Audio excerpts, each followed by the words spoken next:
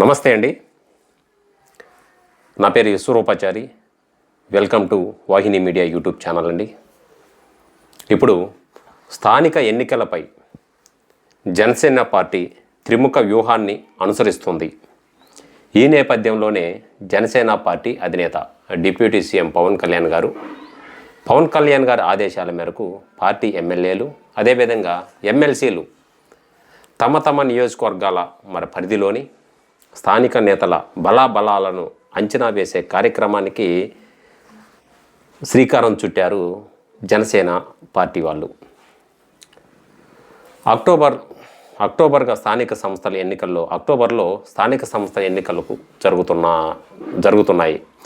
కేంద్రం 16వ ఆర్థిక సంఘం ఇచ్చే నిధులను సమర్థవంతంగా వినియోగించుకునేందుకు స్థానిక ఎన్నికలకు నిర్వహించడం అత్యంత అవసరం. ఈ నేపథ్యంలో ఎన్నికలకు ప్రభుత్వం గ్రీన్ సిగ్నల్ ఇచ్చింది.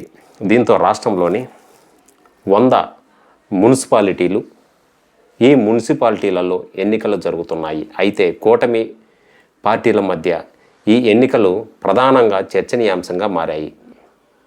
మరి ముఖ్యంగా ఏంటంటే జనసేన పార్టీ క్షేత్రస్థాయి నాయకులను ఈ ఎన్నికల్లో పోటీకి రెడీ అవుతున్నారు. ఈ వ్యవహారంలో అధిష్టానంపై ఒత్తిడి పెంచిందనమాట.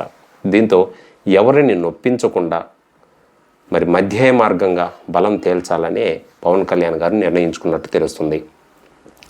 కేంద్ర స్థాయిలో బలంగా ఉండి గెలుస్తారన్న పక్కా నమ్మిన వారికి ఖచ్చితంగా పోటీకి అవకాశం ఇవ్వాలని నిర్ణయించుకున్నారు. ఇదే విషయాన్ని తాజాగా ఎమ్మెల్యేలు ఎమ్మెల్సీలకు చెప్పారు. ఈ విషయంలో పూర్తిస్థాయి నివేదిక రెడీ చేయాలని పేర్కొన్నట్టు తెలుస్తుంది. మొత్తం 15 రోజులలో ఈ ప్రక్రియ పూర్తి చేయాలన్నారు. మూడు అంశాలను ప్రధానంగా ప్రాతిపదికన నిర్దేశించారు. దాని ప్రకారం అభ్యర్థులను ఎంపిక చేయాలన్నారు. ఒకటి విషయం ఏంటంటే వార్డులు పంచాయతీల్లో ఖచ్చితంగా గెలుస్తారని భావించిన నాయకులను వారి నుంచి 2 రేసి చొప్పున సిఫార్సును చేయాలి. వీరిలో అధిష్టానం ఒకరిని ఎంపిక చేస్తుందన్నమాట.